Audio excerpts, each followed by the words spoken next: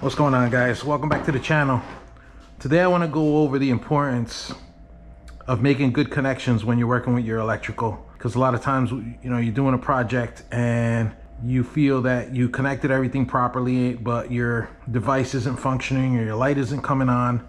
And a lot of times it has to do with either a loose connection or a connection that's not connected at all.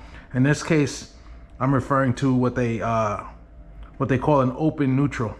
So what I'm going to do in this case, I'm going to simulate an open neutral situation here, and I'm going to talk about how to troubleshoot it and how to determine that it's in fact an open neutral situation. So what I'm going to do is I'm going to connect the power, verify that we have a good connection, and then I'll create an open or loose situation and go back and show you what those symptoms would be and how to troubleshoot for it. So listen, guys, I like to put it out there every time I do one of these videos. If you're not comfortable working with electric, hire someone to do the job for you.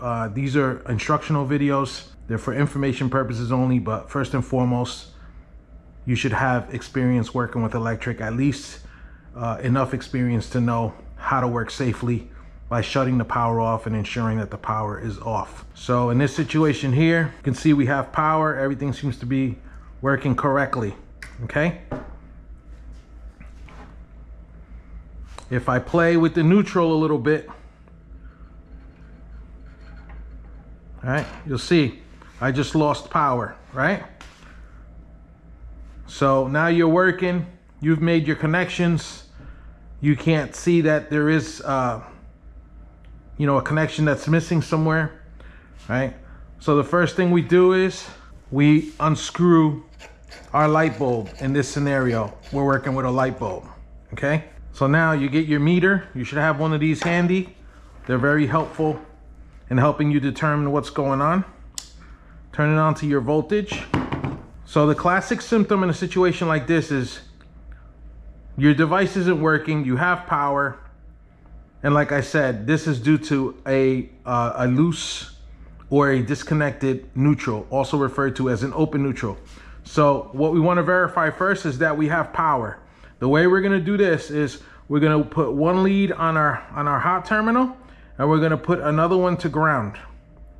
Okay? You can read the meter there. It says 122. Okay? So power to ground gives you full voltage. Another method that we use for testing whether we have a good neutral connection is you go from your power to this ring here on a light socket. This metal ring serves as your neutral on the light socket, and this metal one down here is your hot.